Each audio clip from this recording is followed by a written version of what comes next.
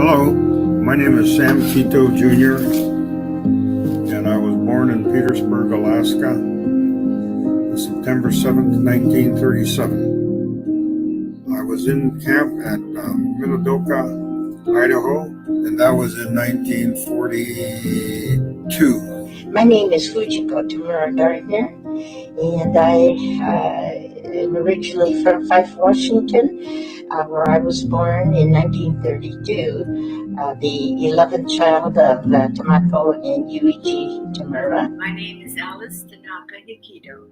I was born in 1932 in the small coastal town of Juneau, Alaska. At the time of the Pearl Harbor attack, I was just 9 years old, but I can still remember clearly that the FBI came the next day to our home and to the home of the other Japanese family in town and searched it as though we were spies. We were farmers in Fife, financially poor but rich in many, many ways, thanks to my mother, who showed by example the Tamang spirit. When things were going so well for them, finally, where they were able to buy a tractor and a Chevy pickup truck and a delivery truck, then the evacuation orders came, and it just devastated us all tremendously.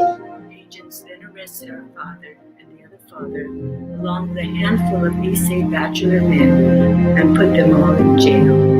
In my young mind, I was confused. What crime did my father commit? Later, my father and the other men were sent in a term in a Justice Department camp in New Mexico. I did not see him again until more than 2 years later. But my mom and dad and 5 other brothers and my 3 sisters and I did go to Camp Harmony. My mother, my 2 high school age brothers, and my 2-year-old sister were first sent to the jail in Washington Assembly Center. We went by train, guarded by armed soldiers, to Minidoka, which was the internment camp, where we were destined to spend the rest of the years.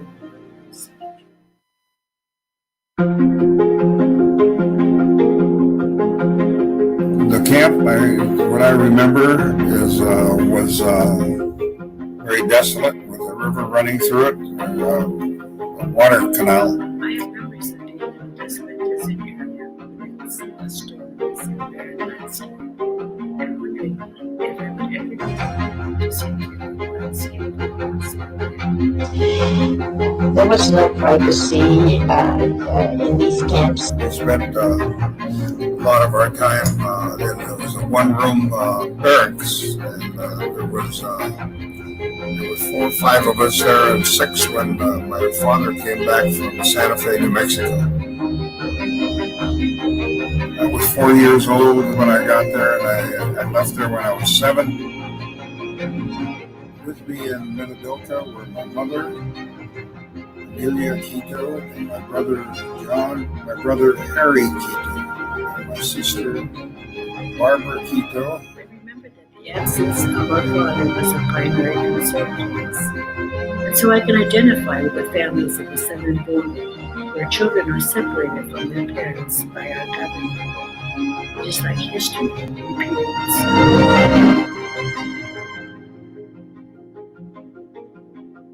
My oldest sister had made a comment. We did not fail our country. Our country failed us miserably, and this should never have happened, but certainly it should not ever happen again.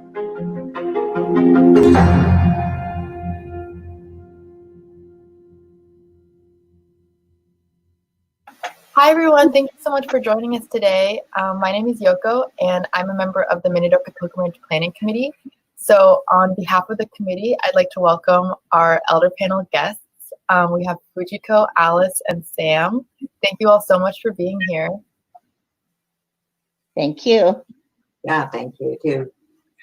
So I wanted to start off kind of at the beginning and talk about how you came to understand as children that you were going to have to leave, and kind of what that was like and how you felt when you learned that you were going to have to leave behind your home. Fujiko, can we start with you? Oh, well, my story is nice because Puyallup Fairgrounds is where we had to report, and that's our neighbor. And I always look forward to the Puyallup Fair once a year.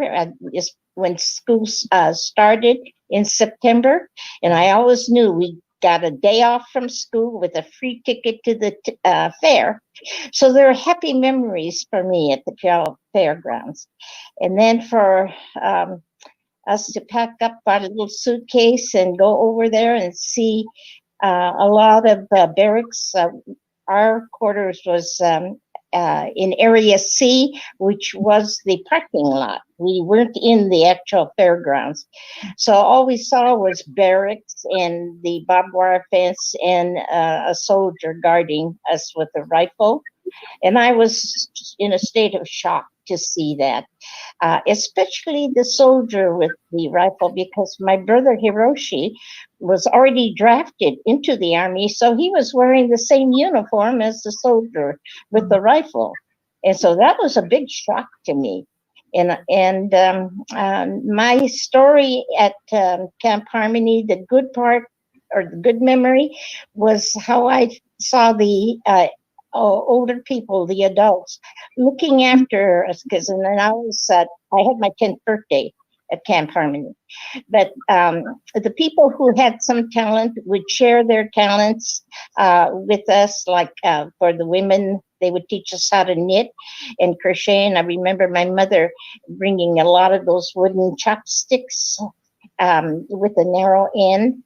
And for a crocheting hook, she would kind of carve up the hook from the chopstick.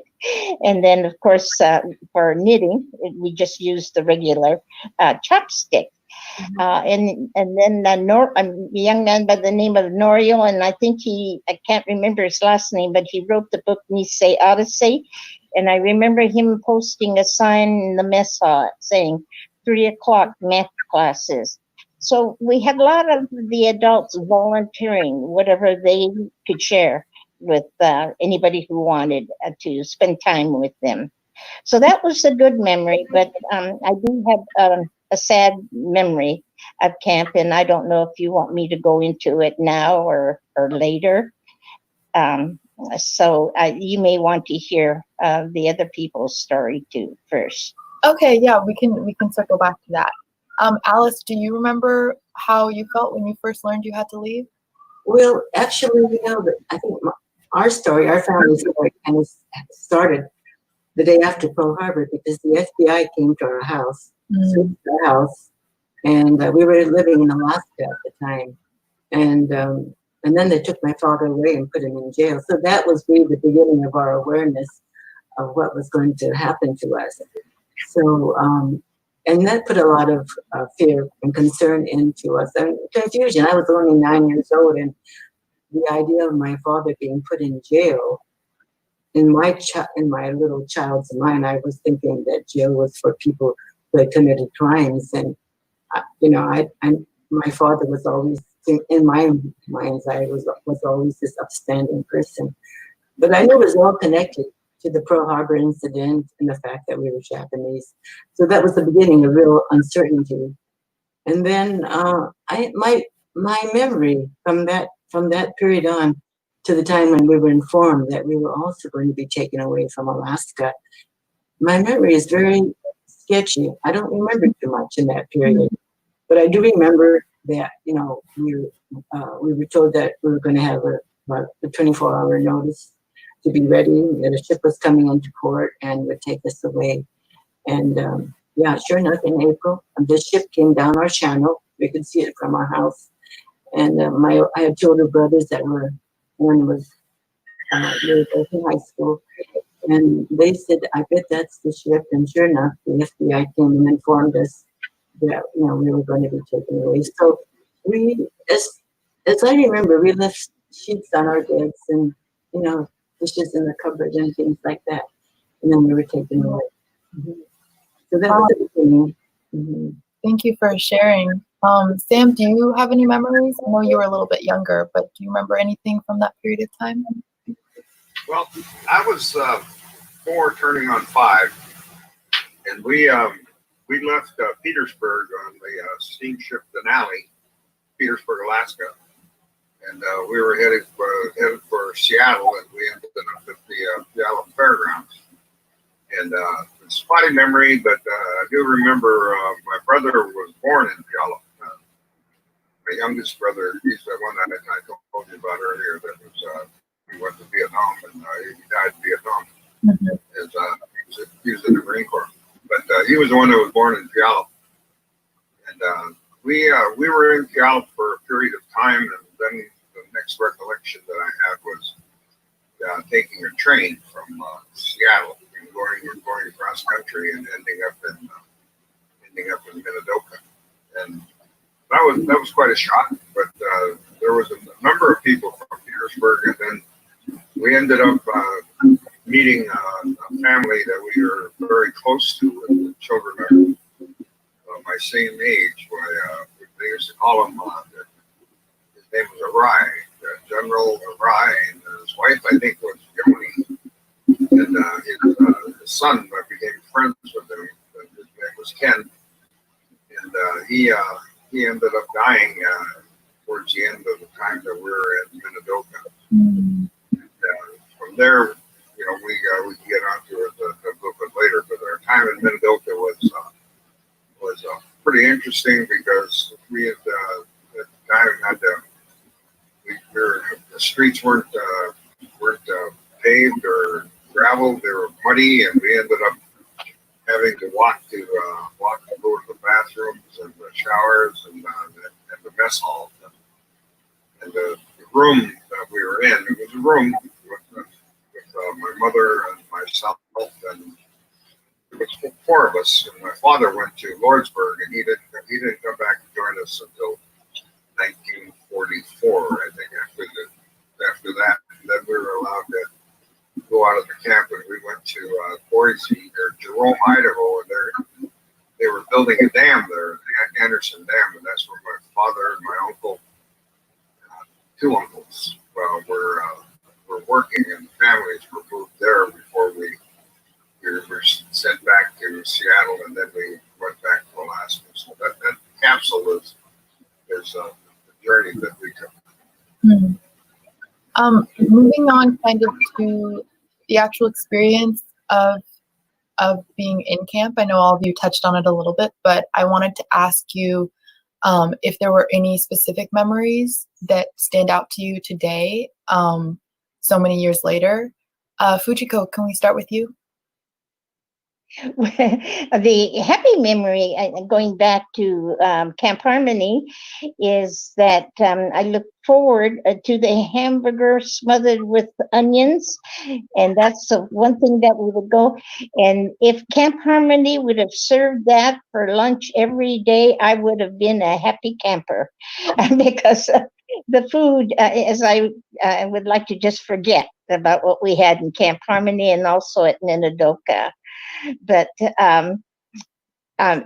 the thing about my story being sad is that at Camp Harmony, I could see my father change from, he was, a hard worker all his life since 14 years of age when he came to this country.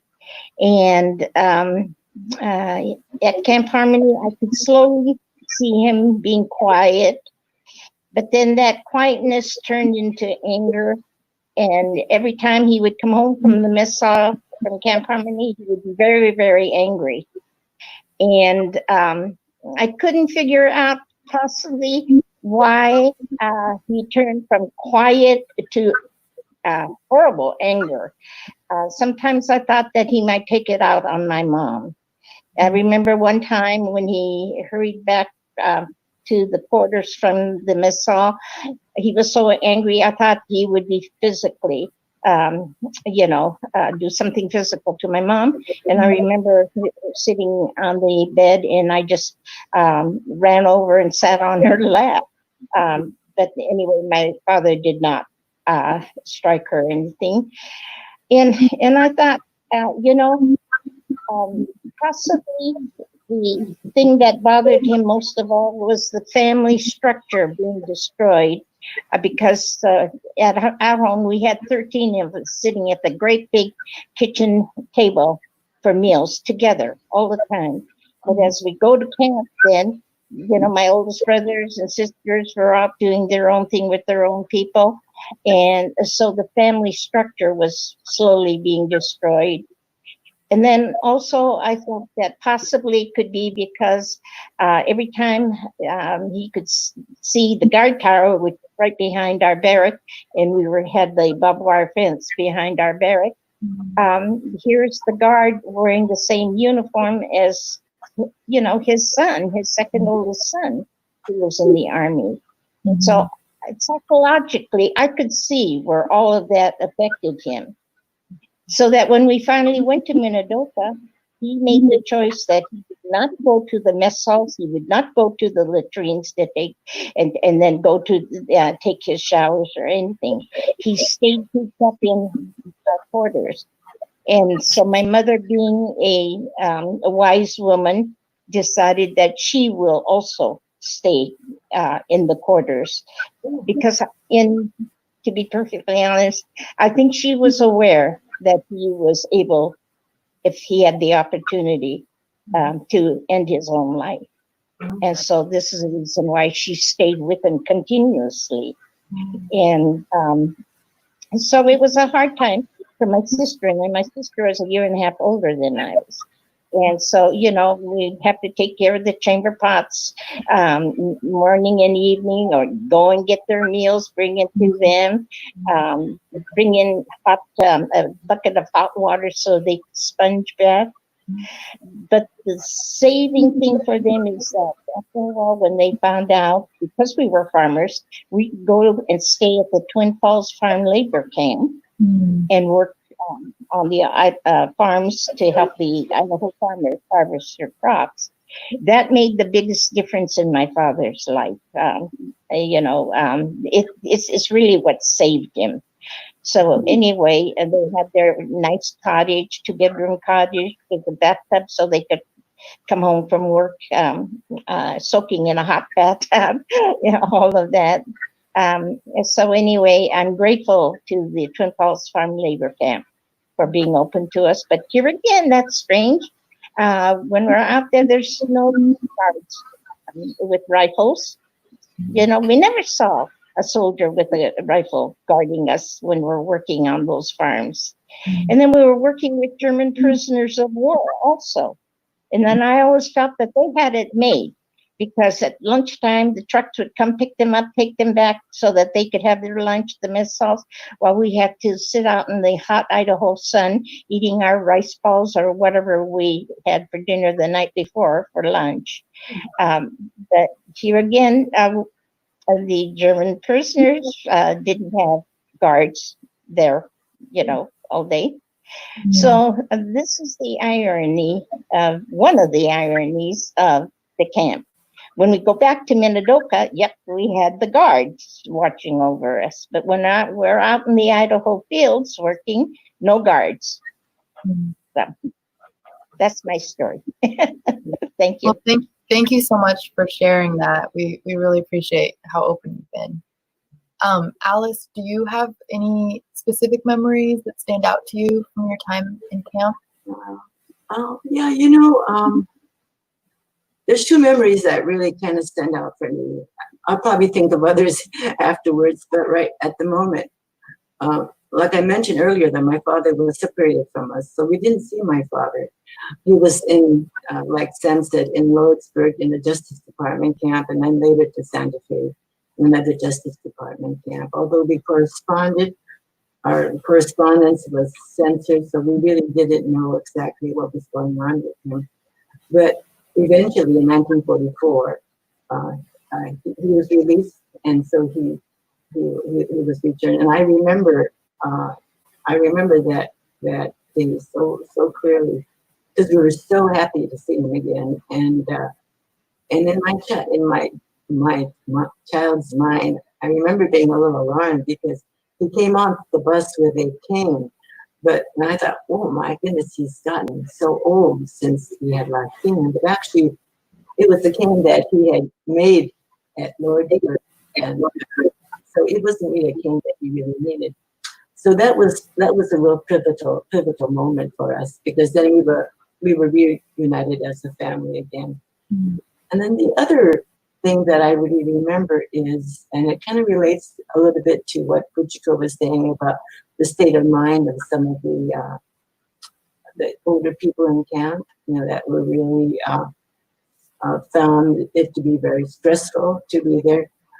There was a woman in our block, and I lived in block 6, which was near the end of the camp. And evidently she was having some mental problems. And the family discovered that she was missing. And I remember everybody, the word went around the block very quickly that she was missing. And so everyone, I don't know how we knew, but we suspected, or the family suspected, I guess, that maybe she was going to take her life. And so everybody started running down to the end of the camp to where the fence was, and there was an opening at the fence, and on the other side of the fence was the Snake River, and we were able, I don't know what phase of the time it was, but we were able to go through that fence, and I wasn't in that. I was in that mob of people running down, I remember, but I was more at the tail end, and the people at the front had discovered that she had taken her life. She had weighed herself down with a heavy boulder and drowned herself. And that was a very, it was, I must, by that time, maybe I was about 11 or so, and so, that was very impacting. It was something that stayed in my mind to this day. So those are two events that really, they were different. One was very happy to see my father again, and the other one was really kind of like a picture into the state of mind of the pressure people were under during camp. Wow, thank you so much for sharing. Sam, do you have any specific memories that stand out to you today from your time in camp? Yes, I can go over a couple. And, one was we were separated from our family was separated from my father and my grandfather and my uncle, and they all went to Lordsburg. And all the Isays were from Alaska were sent to Lordsburg, New Mexico, and they were there for a period of time, and then they ended up joining us at Minidoka, and they weren't in Lordsburg for very long, but I have some recollections of guard towers, and I think it was my father and my uncle mostly. They had, I recall, there's guard towers at the entrance, and then there was guard towers around the camp. And I recall asking my mother what the guards were doing there. They said, well, they're protecting us. My answer to that was, I can vividly say, if they're protecting us, how come the guns are pointing in instead of out? They were, I don't know whether the guns were loaded or not, because they used to let us out of the camp, and we'd go on a drive sometimes, to in a group to Jerome or Boise, Jerome, Idaho. Would take us on an outing, and one of those outings that my brother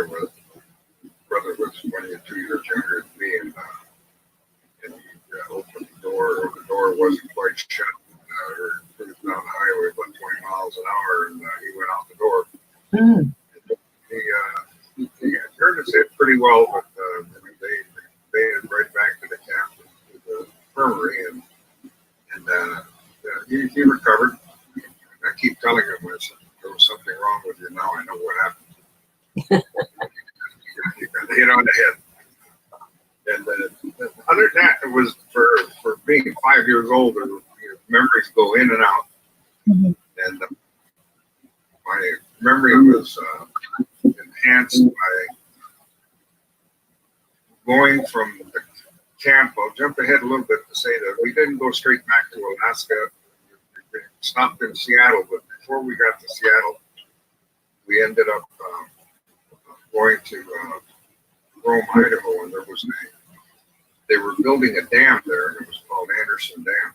And a lot of the older people, elderly, not totally elderly, but the adults were, and their families were sent to Anderson Dam to build the dam. And I have a recollection of that dam being a huge dam. I thought it was the biggest thing I'd ever seen. And my daughter and I went back and we drove down to see the dam, and I can tell you it was about maybe 100 yards across. It wasn't very big, but it was huge to when you're young and you see things and they have a memory, and it looked like the Golden Gate Bridge when I was growing up. When I saw it. So anyway, that's kind of a capsule, but the camp life was pretty interesting because there was 6 of us. There were 1, 2, 3, 4, 5, 6 with my father that lived in that one room with the pot-belly stove in the corner. And the real shock is to when you go back and you find out how 6 people lived there. But we're in block 24. And to see where you spent 2 years of your life, over 2 years, with a large family. My mother, my father lived there, and it got a little bit better. But it's interesting when you go back and you start looking at it. I have little memory of Puyallup, except for my brother was born there, and I thought it was a pretty good place. When I found out we were in a horse barn, and they told me that after we got back after we were in Puyallup. So those of you that went to Puyallup, it was a horse barn, but I didn't realize it was a horse barn. So, that's capsule. Thank you. I wanted to ask, because you all were children while you were incarcerated, I wanted to ask about any memories you might have of activities or school, or any memories you have of how, I always think it's interesting to hear how kids in camp spent any free time they had, how you tried to have fun or make the best of the experience. So Fujiko, can we start with you? Well, because I came from a large family in the barracks, we had the 2 quarters at the end of the barrack, E and F. And so my brothers, 5 of my brothers had the F quarters. So all the guys, their pals in the block would come, and that was like their headquarters. And then I stayed with mom and dad and my 3 sisters in the E quarters. And so the girlfriends that we had would kind of make our place their headquarters too. So we never went to their quarters, but they all came to our quarters. And to us kids, the adults were good to make sure the kids were all kept busy. I remember Christmas time, we always had nice gifts that were brought in from outside churches. And, so Christmas was a happy time for us. We had movies that we could go to. And of course, they would have those cereals that would always end at an exciting moment that you would have to come and see the next. You didn't want to miss any of that, so you were always busy going to the movies. Like Flash Gordon was one of them that always, you have to keep coming back to find out what the next segment was going to be. But for our group of gals, we got involved in looking at movie star magazines. And then from there, we would get lots of postcards and send them to these movie actors and actresses at their studios. And we would collect photographs. I mean, some of the photographs, they were, the signature was in ink. Others were photographed, signatures. Oh, I think we had about 200 movie star pictures. And of course, they would have probably been worth an awful lot. Like Ronald Reagan sent one to my sister, Dear Ray, sincerely, Ronald Reagan in ink. So that probably would be worth a lot today. But that was our joy. That's what we were busy doing and comparing notes. And I don't know if any of you remember Vera Ellen. She was a singer dancer. And so we were, you remember, correct? Bing Crosby. And she was in all those wonderful movies. She and I corresponded with each other. So I had some of her letters. And so for me growing up, even though I had chores to do for my mom and dad, it was a fun time for us, thanks to the adults making sure that we did have a good time. So, I have a lot to be grateful for, too. Yeah, I think I'm always hearing about. Let me just say, I remember one of the songs was "Till We Meet Again." Till we meet again. I'm too young to know anything. But I remember. In the back of my mind now. But I remember at Camp Harmony, before camp was going to close, and we're ready to go.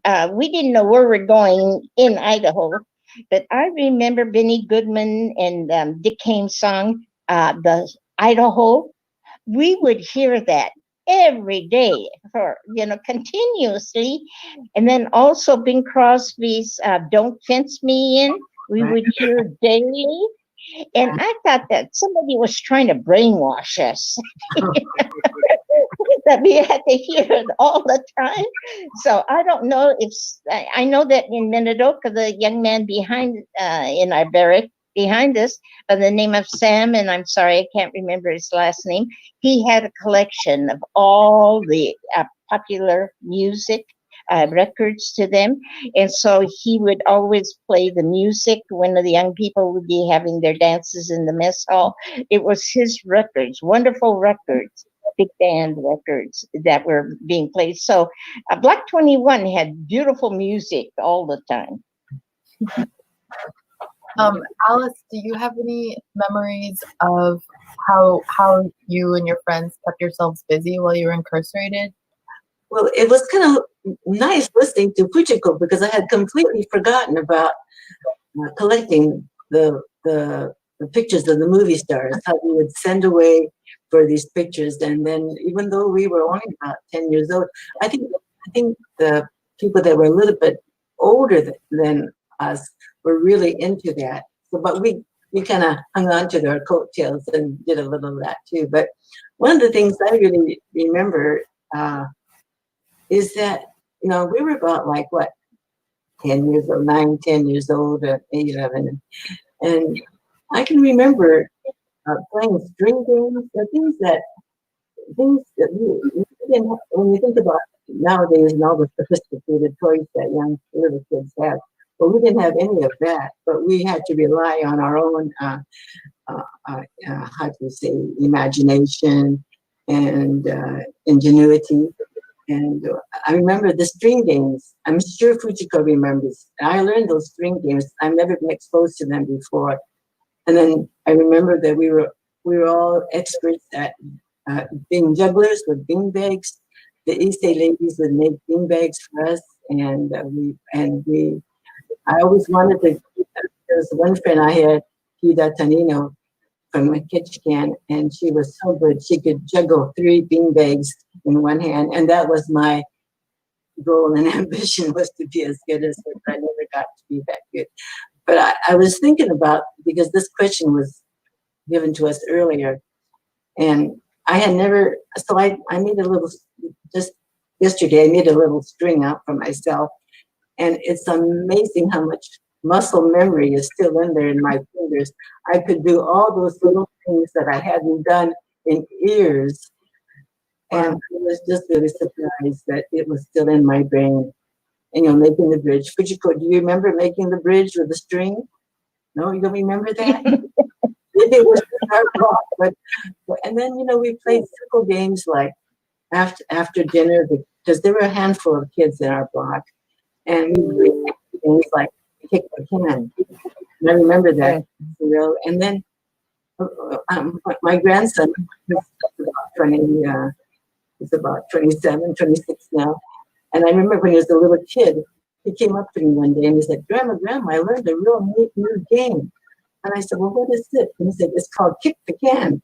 And I was like, well, I remember that game from camp, but yeah. So, I think as children, we kind of had to rely on our own imagination and our own ingenuity. Mm-hmm. I think in some ways that was probably pretty good. Sam, do you have any memories of how you as a kid, how you kept busy, or any activities you did while you were in camp? Well, there's some good memories and bad memories. Mm-hmm. I'll start with the bad memory. The bad memory is I have made a friend my age that was from Seattle, and I mentioned before. His name was Kenny Ryan, and his father was they called him General. I don't know why he called him General, but he died he died of a brain tumor. I have recollection of my mother telling me that well, he went to sleep and didn't wake up. That's what it's how he was telling me he died. Well, I didn't go to sleep for 3 days. 72 hours I stayed up, because finally they said, why aren't you going to sleep? And I said, Kenny went to sleep and he never woke up. I'm not going to sleep. So they ended up taking me to the sick bay to give me some medication to give me to go to sleep. And then, that tells you about how things when you're young, you get embedded in your mind. You live that type of a life. But the interesting part of this is having all of us. I guess our family wasn't large enough for 2 rooms, because we were all young, and I was the oldest at the time when I was 6, and we all stayed in one room, and it was in block 24. And I told you before that it's interesting when you go back and you find out how small those rooms are, and even if you have a double room, when you put 2 of them together, and figure out how a family of 6 or 7, even living in 2 rooms, you had to put a blanket up to separate the boys from the girls, and there were bunks and hot belly stove in the corner. But the other is that it was so hot and dry in the summer, and the winter it was cold and wet. But I can recall that the roads were muddy in the winter and dry in the summer, and there wasn't any insulation in the house. And we used to have to take the sheets and put them around the door, and on the floor, you had to use blankets in the summer to keep the dust from going through the house. Mm-hmm. And then the floors, the dust would come up through the floor. And then you had that one pot belly stove that you used in the corner. I remember that. And for my brothers and sisters, me, I was 5 when I got there, and we were there till I was 7, and then we went to Anderson Dam and mother, and I don't know what they did. They took their last families and they moved us to the Anderson Dam to build the dam. I told you the story about the dam, but I guess I get spotty memories of the mess hall, and we never went to school because we were too young, so we were in our mother's care on a constant basis. Because I was 6, I guess, or 7 when I left there. All the time when you're young, they didn't have what they call daycare. You're old enough to go to school, you went to school. I wasn't old enough to go to school. Thank you for sharing. I think that now we're going to move to our live question and answer segment. So thank you all so much in the YouTube live chat, and we will try to answer as many as we can.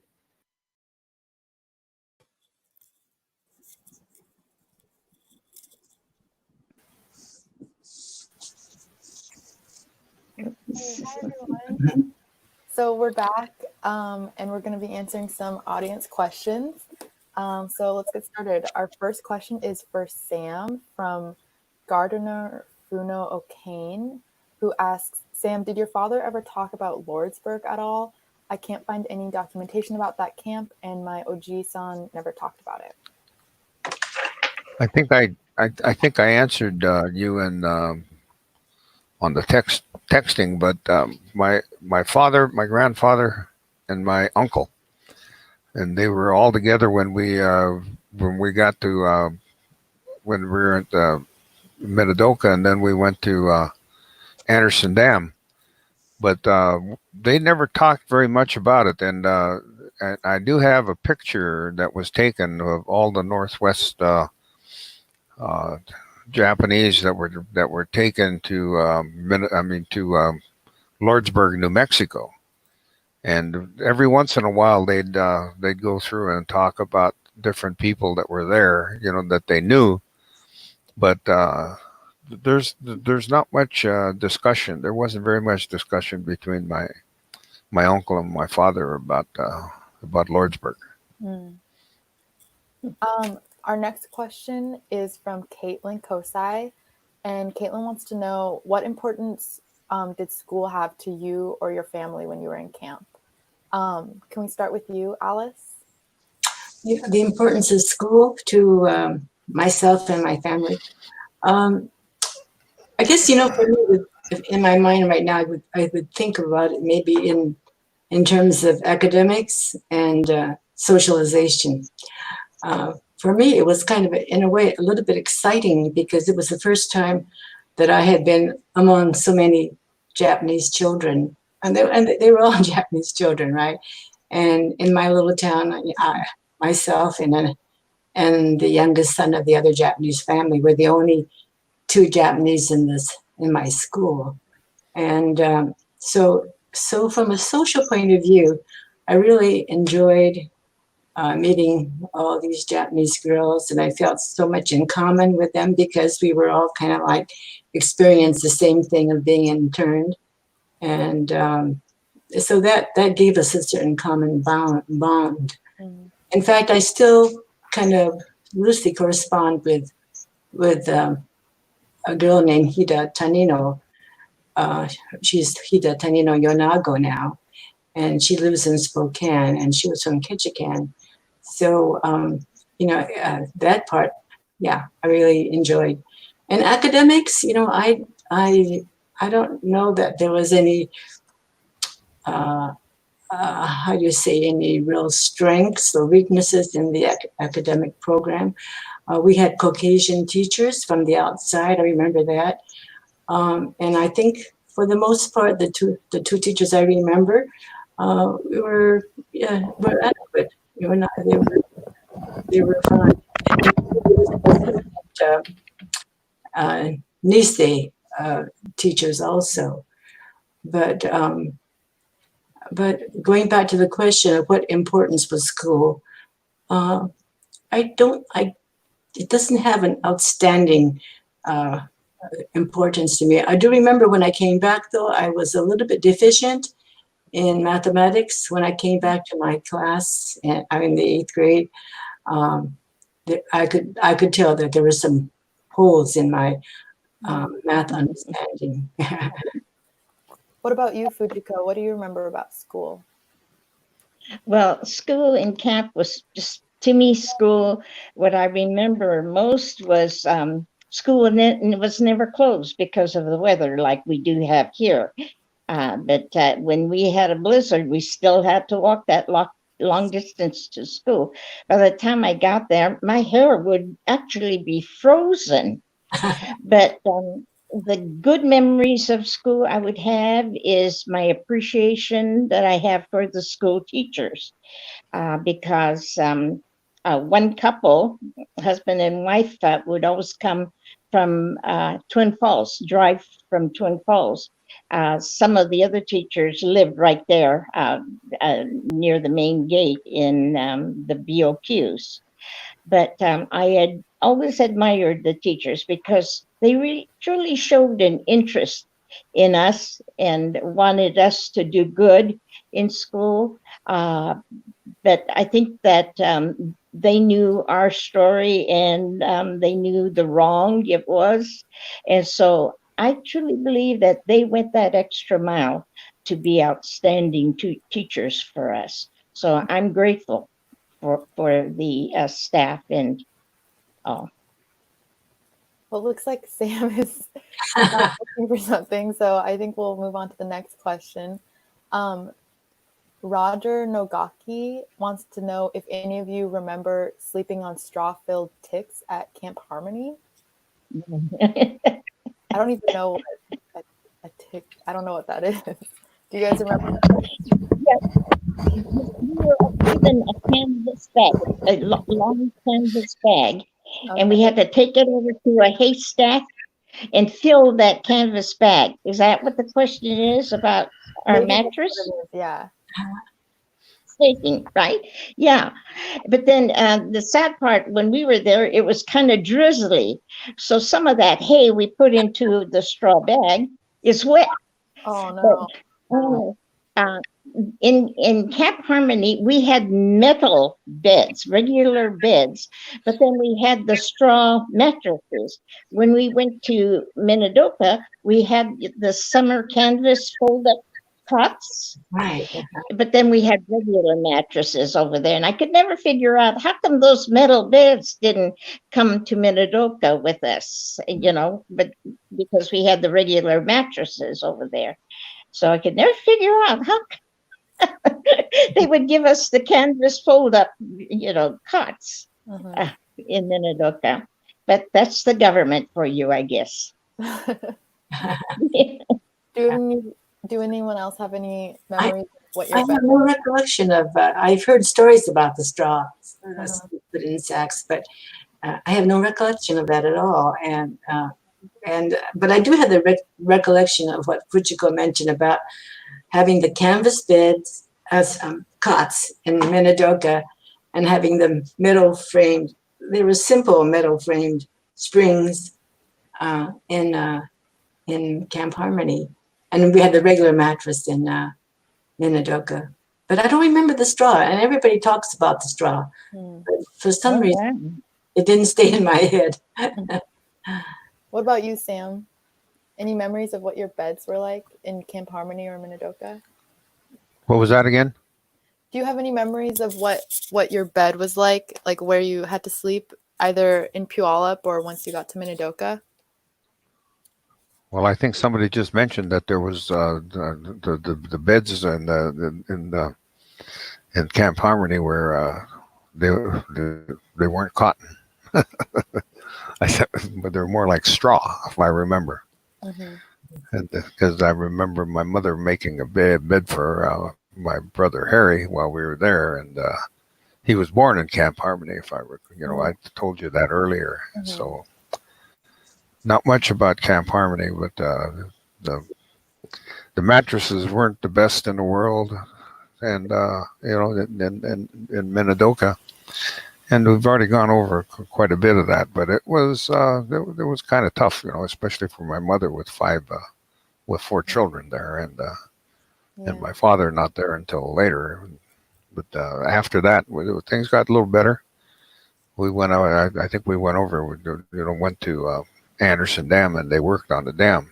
They took a lot of the Seattle and Alaska people that were in the camp to work on the dam and to build the dam. I think I told you the story about. I thought it was the biggest Hoover Dam, but it was only about 100 yards across.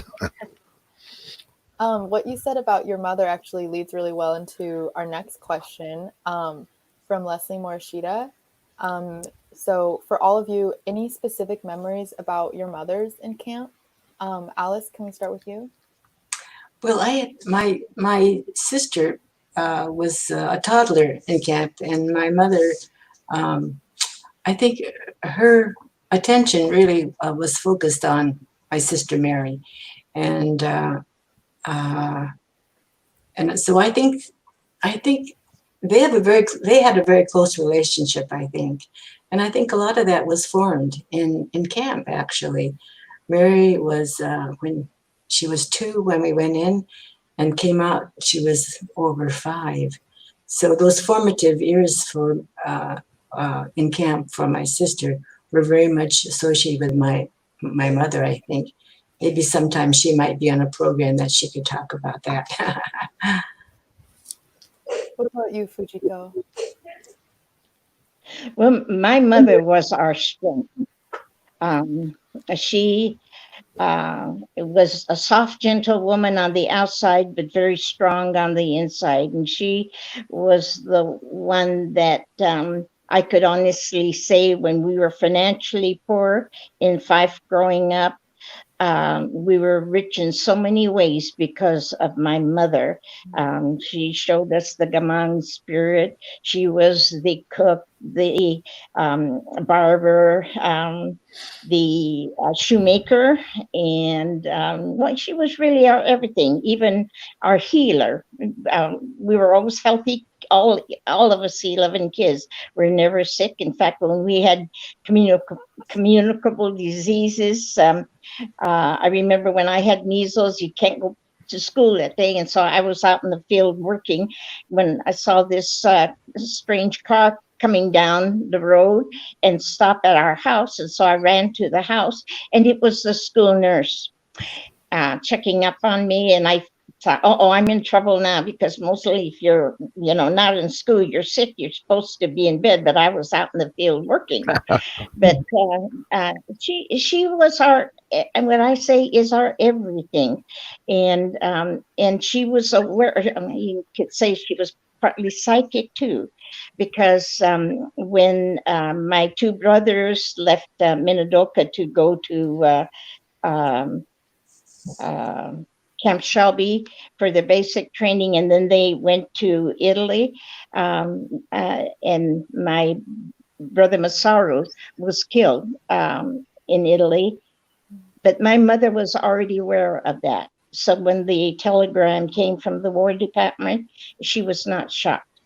She was prepared for all of it, and she would, like I say, she was our strength. And being aware of what my father was capable of doing, and she kept an eye on him constantly.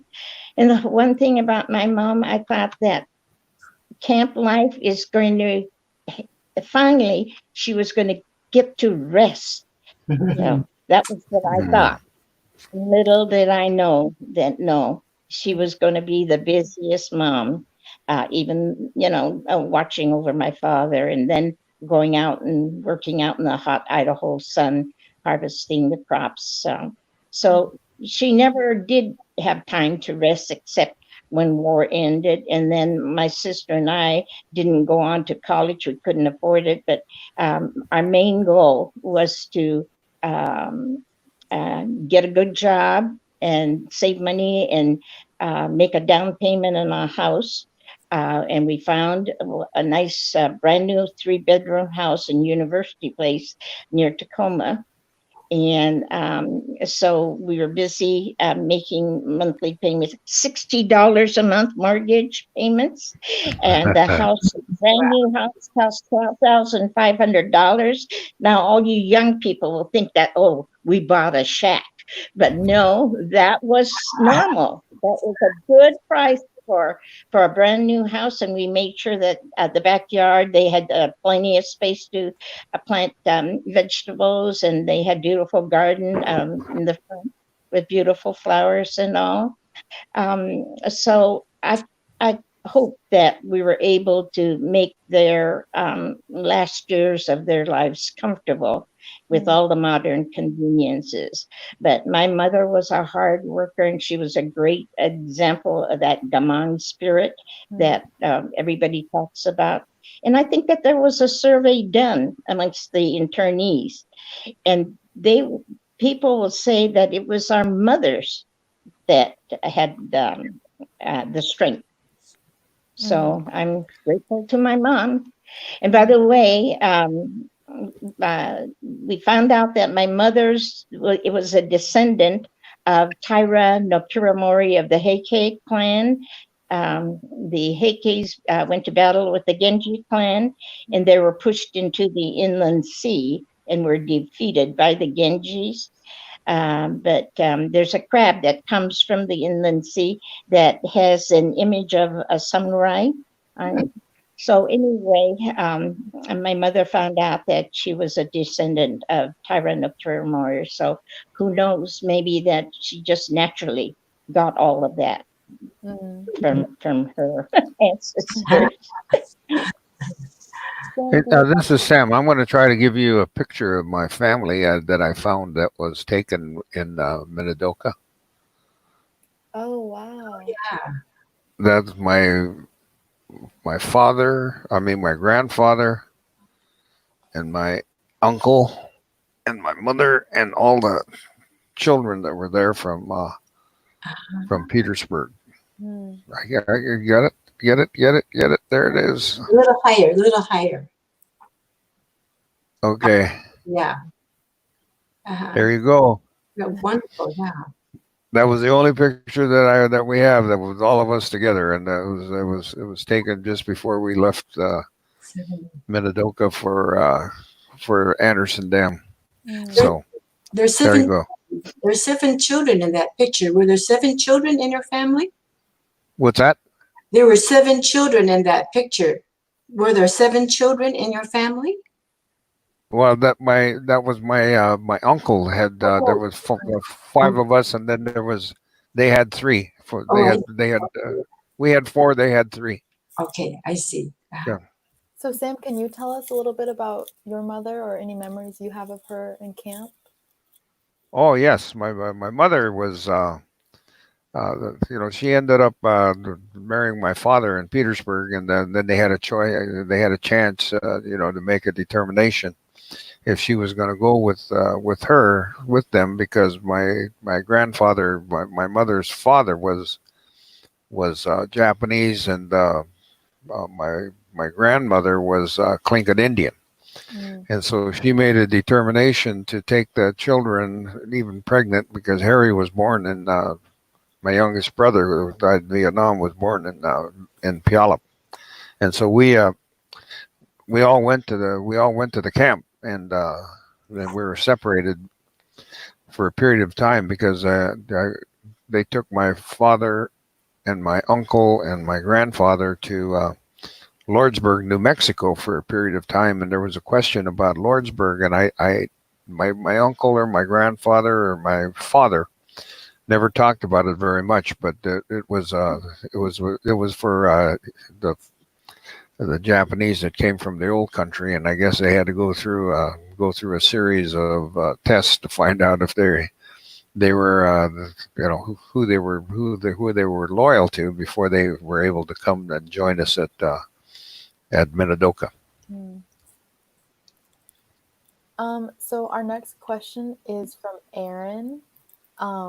And Aaron says, Sam, Alice, and Fujiko, when was the first time you returned to Minidoka as an adult, and how did you feel? Have all of you been to the site? I know Fujiko and Sam have. Have you been, Alice? Yeah, I went back on 2 pilgrimages, but it has been a while. It has been a while since I went back, and it's interesting how the memories sometimes are kind of buried down deep, and I think the emotion that came to me was the feeling of separation. I think I was really so keenly aware of being separated from, from my community that I came from, and the fact that there was wire fences that determined that we were prisoners, and the desolateness of the camp that we saw when I went there in the pilgrimage. I think that affected me in a way that I was surprised. Yeah. What about you, Fujiko? How did going back to the site make you feel? Well, my first trip back was in the early 90s when they were dedicating the bronze plaques for and list all those who were killed in the war. And it's on top of the rockery wall there at the main gate, what was the main gate. So I did make a trip back at that time. Since I lost my brother and his name was listed on the bronze plaque. But there was nothing there, but they did still have the honor roll up. It was just a one-day bus trip, and we were going to all go to the Twin Falls because a Japanese lady had a restaurant there, but we had a man who was had to get back in a hurry because he had a golf tournament to attend the next day. So we never got to that restaurant, and I'm sorry we didn't, because that's where all the people were meeting. But that was my first trip back, and and I've been to many pilgrimages, and my last trip was in this past February when they dedicated the visitors center. And some of the staff people, especially Hanako, the national parks, and my granddaughter is with the national parks also. But they wanted me to help dedicate the toilets, the flushing toilets that they have there now. I was always talking about the facilities that they have for people coming to the pilgrimages.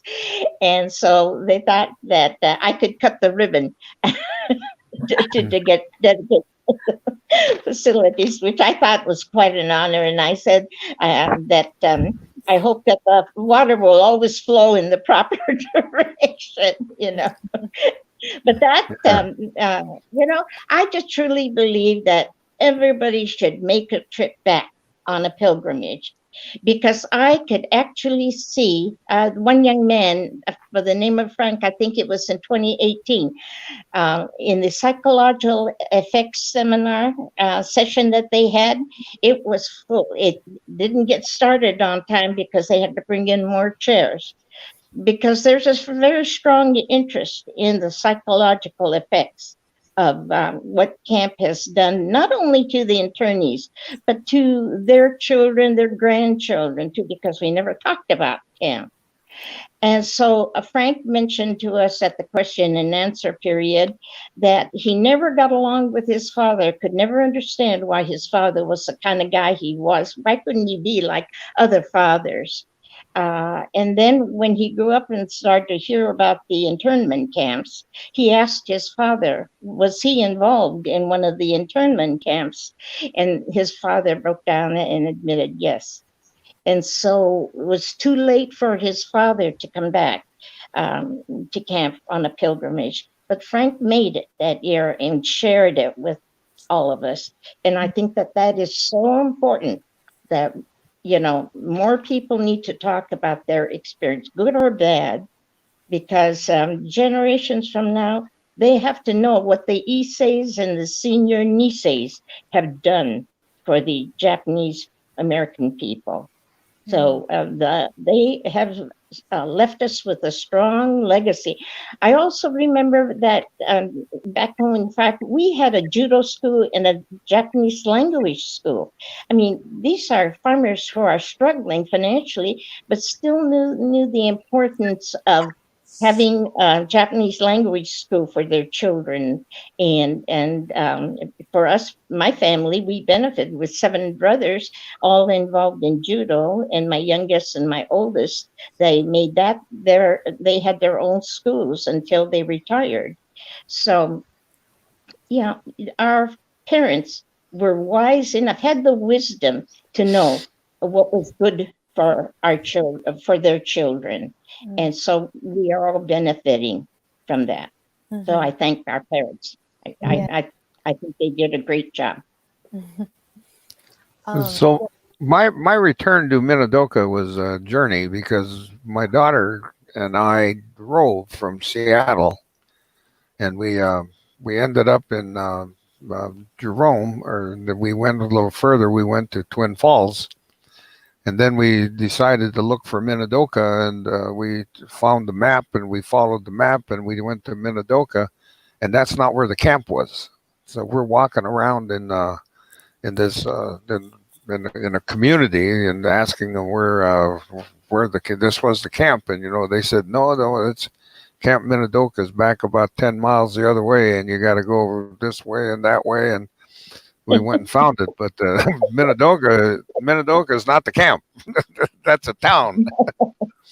and I thought for a long time that Minidoka was a Japanese, and it sounded like it. And then when I started talking to people in the community, they said, no, that came from the Norwegians or the Swedes or somewhere from Minnesota. So Minidoka doesn't mean anything in Japanese. That's what I found out. It sounds Japanese, but it isn't. That's what I found out in my first trip.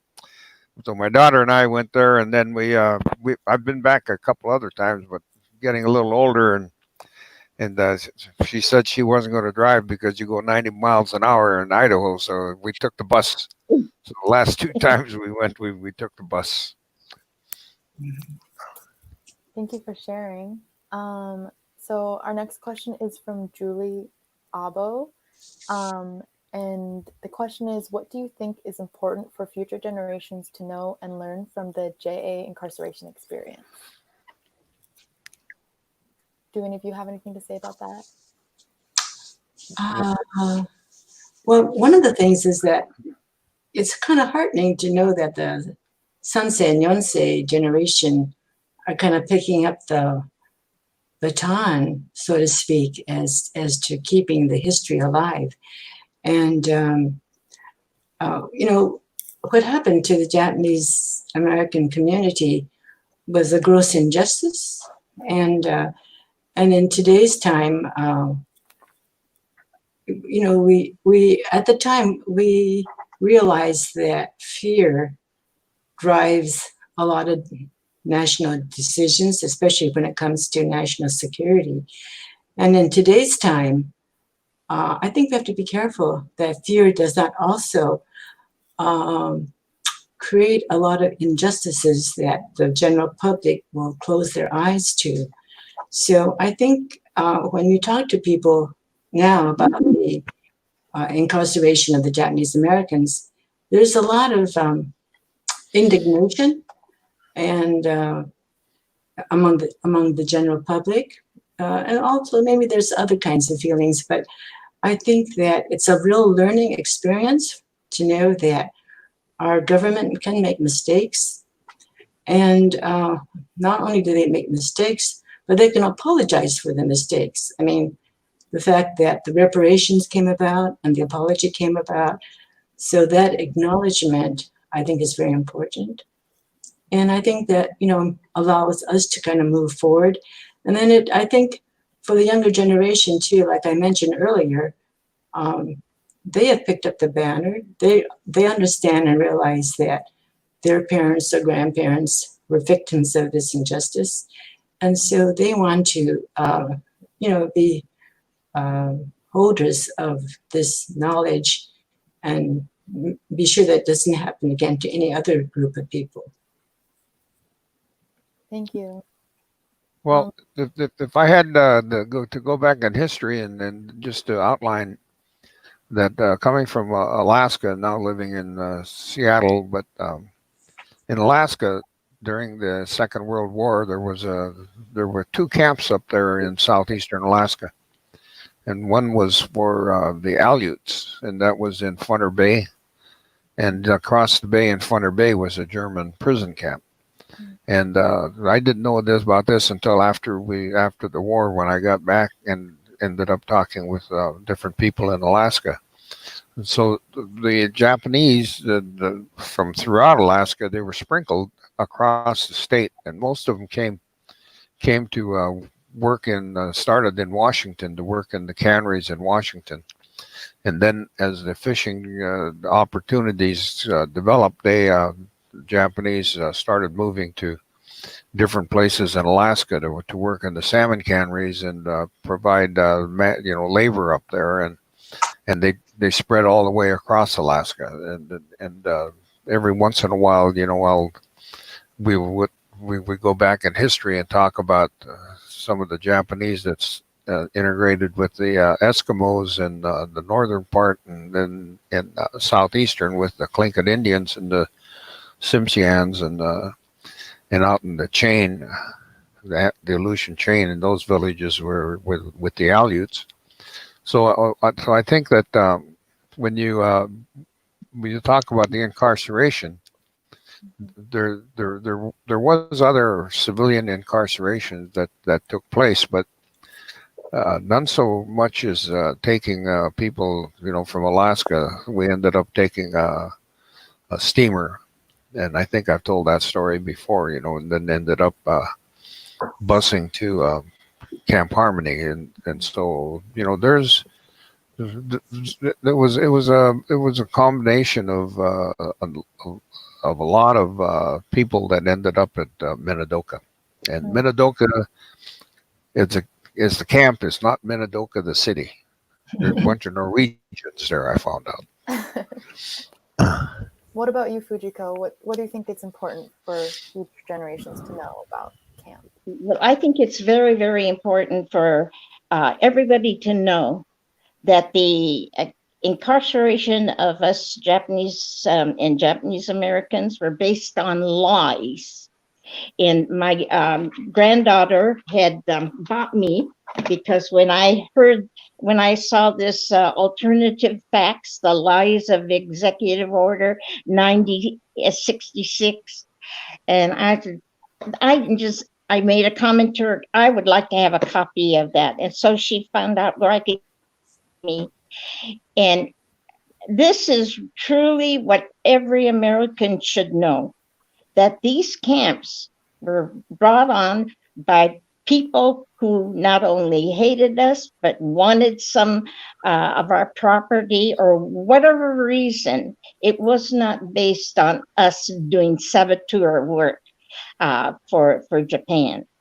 So that is the one thing I would like people to know.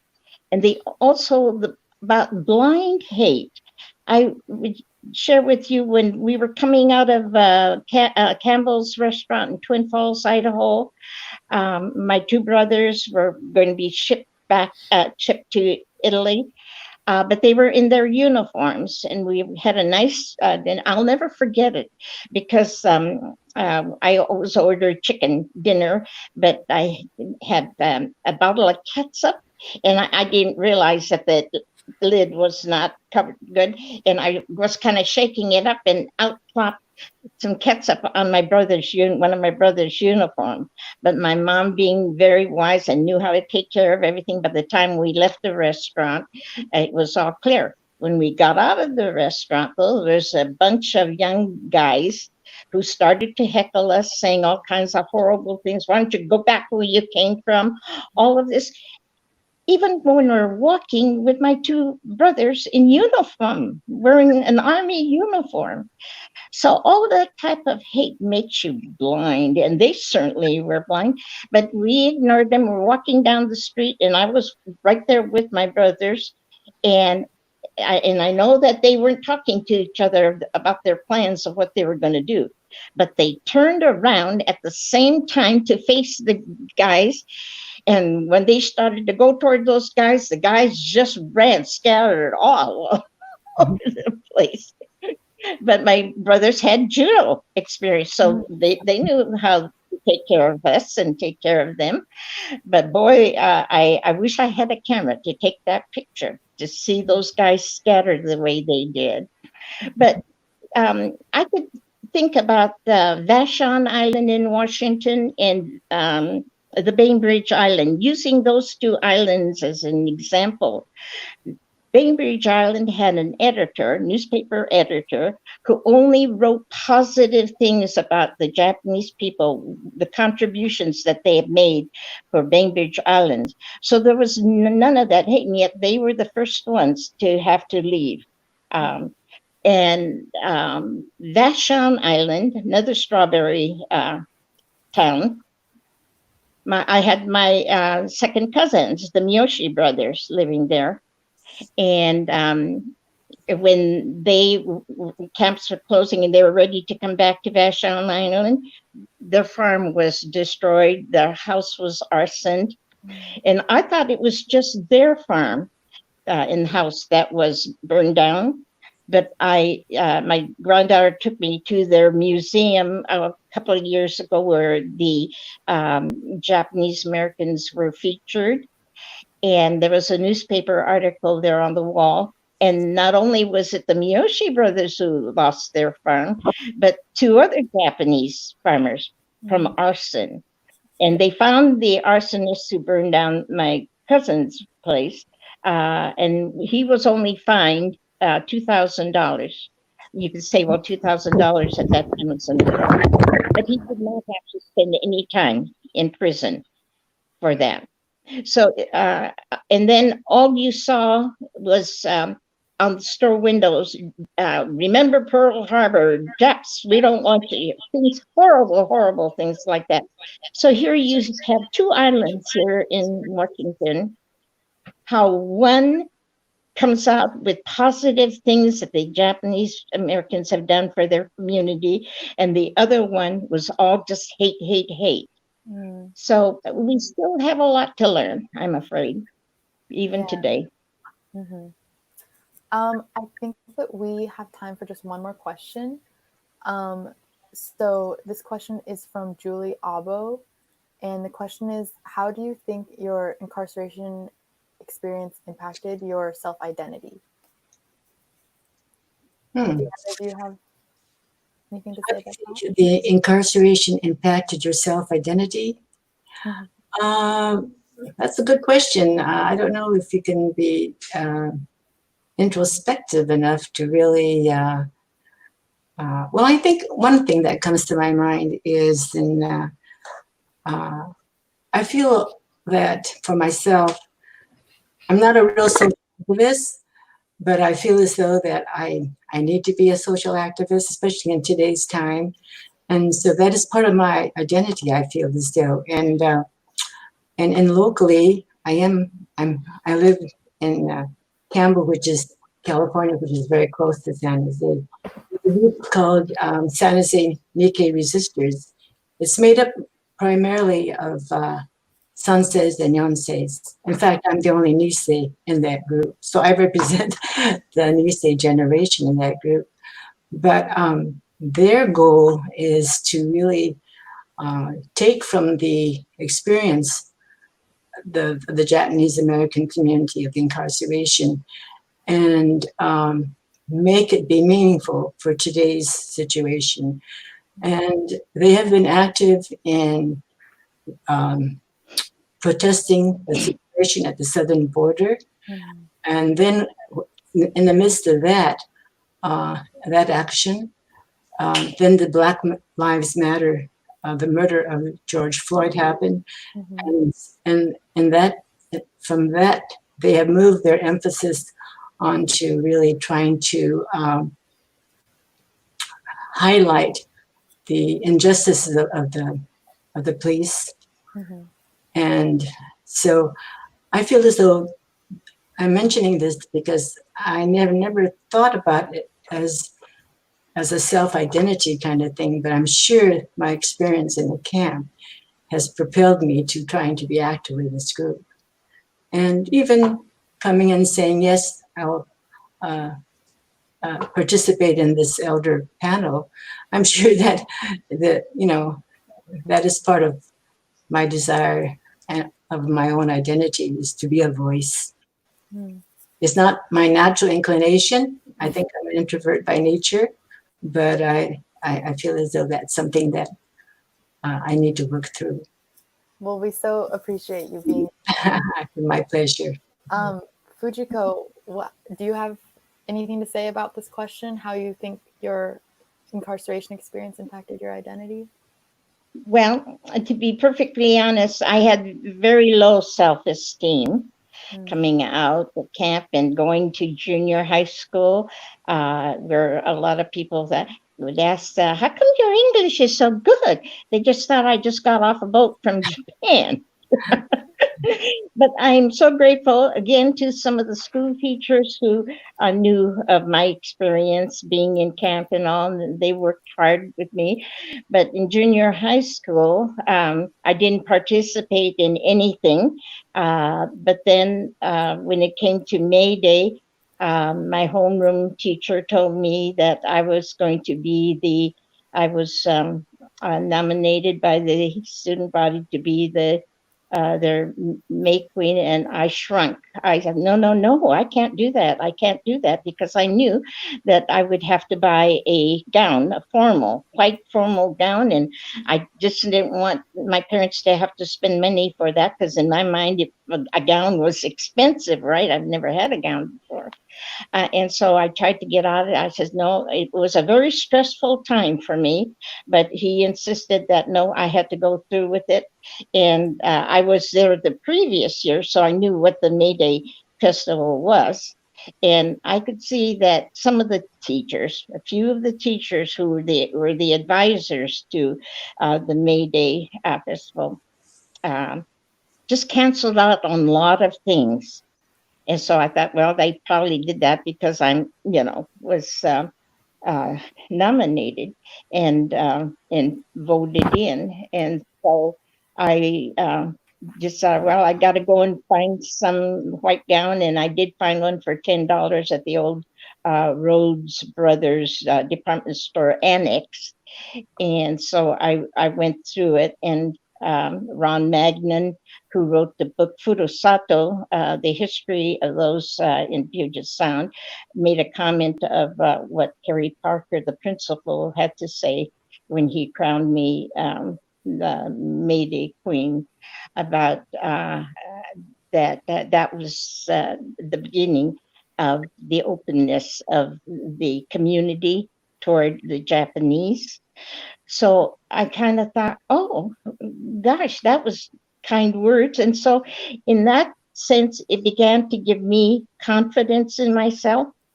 And then we went on to high school, where I had prejudiced teachers. I remember coming home sometime, and my mother always asked, well, how was your day at school? And I would gripe about it. And finally, one day she said, well, if you're that unhappy with school, why don't you just quit? And I was shocked to hear that coming from my mom. And I was more determined than ever from that day forward. I'm not going to complain anymore to my mom. I'm just going to try to make a go of it. And like I say, when we graduated from Lincoln High School in Tacoma, my sister and I immediately tried to go out and find jobs for office work, not factory work. And the first place we went to was Brown and Haley's, the Almond Roca company, because I knew they were a Christian organization. And right away they said, no, they had jobs available in the factory. And so we walked about 6 blocks to Days Tailored Clothing. And that was a men's clothing manufacturing company. And my sister got a job in the production office. And because she was doing such an outstanding job for them, when Days Tailored Clothing bought Seattle Woolen company and brought it across the street from Days Tailor Clothing, they asked my sister if she knew of somebody who did secretarial work or who could do secretarial work. And she said yes, and she told them about me. So Bob Mickelson, the president of the company, took me out to lunch, and he hired me. And so I was the secretary to Bob until I got married and started a family. And so they asked me if I knew of a Japanese girl who could take my place. And I, inquired in the Japanese community, and somebody mentioned, yes, Bev Yamamoto. And I knew Bev because she was just a toddler in camp, and I knew her mom and dad from Fife. And they told me that she was a salutatorian at the Fife graduating school that year. So Bev got the job, and she was there until she got married. Then on one of the pilgrimages, I find out that there's a girl, and she's in the backstage right now, Caitlin. And so I says, "Oh, are you related to Bev?" And she said, "Yes." And so I can't remember if Bev is her grandmother. But anyway, so it's a small world. Bev is the one who took my place. And so then, of course, Day Tailor Clothing had to fold up because the freeway ran through their plant. And so that all gave me confidence. And then I after I was married, I went to Japan because we wanted our 3 children to have a Japanese experience. And so then that's where I learned Aikido, and it's Aikido that gave me a lot of confidence and self-assurance, so I'm not a meekly person. You can tell I'm very outspoken. It's great. So I taught Aikido for 35 years. Nice. Let me just give one little additional remark that I'd wanted to insert, and that is the identity problem of Japanese integrating back into the community in Alaska was I think outlined by how some of the Japanese left Alaska. And if you go to the Empty Chair book that was written concerning John what's his name? Mary Albo's brother, Tanaka. He was a valedictorian in 1941 of the Juneau High School graduates, and he was the family was all sent out to the camp. But on the return, a number of years later, there was the graduates that graduated with John Tanaka ended up building a memorial for those Japanese from Juneau that were taken to the camp, and that statue or that memorial was built, and it's dedicated on the school grounds in memory of John Tanaka, who when he graduated, he had to leave, and they gave him his diploma before he left. But when the graduation took place, they put an empty chair on in the graduation dedication for him. And the other issue is, I think there was an opportunity in Alaska for a reintegration coming back from the camp and after the war. And there was, I think that we used to get, when we were there, we used to get gifts from people in Petersburg that were friends to the family for Christmas and birthdays. Mm-hmm. That were mailed, and sometime it took 2 months to get there after your birthday, but after the war, that way you have 2 birthdays, one in camp and then one when the gifts came. So, but I think that there was a lot of problems, but I think that there was some reach out, that in the years afterwards that indicated that the reintegration back into the communities was maybe it was a lot easier in different places, but in Alaska, I found that it was pretty. The integration was okay. Well, I know that Alice. A shout out. Yeah. Well, Stan talked about John Tanaka. John Tanaka was my brother. Yeah, I know that, Alice. But I thought I'd get it in there. But I want to also do a shout out for this book. This book was written by Carlene Grummett, and she put together a wonderful history before and after the war, and in the making of the memorial. And so I can't get it into the screen there, but I think it can be picked up through the Minidoka. I think I don't know where it can be picked up, but I know it can be. The people connected with Yes. Can give the source. But I just want to give a shout out for this, and thank you. Okay, that's a good thing. I couldn't find my book. Alex sent me a copy, and there's some really amazing stories in there. So thank you for that. So I think that it's about time to wrap up. So thank you everyone for watching. And thank you to all the other Minidoka Planning Committee members who've helped make this happen. And Aaron and Caitlin, and Johnny, who made the opening video. But most of all, I just want to thank the three of you. You guys have been so wonderful and generous. And as a descendant, it means so much to be able to hear from you. So thank you all. And thank you to everyone who's watching. Yeah, thank you. Thank you. Thank all you young people for doing all this and keeping our story alive. Thank you. Nice meeting you, Fujiko. And nice seeing you. Good to be with you. Great being with you. All right. All right. Take care. Keep healthy. Okay.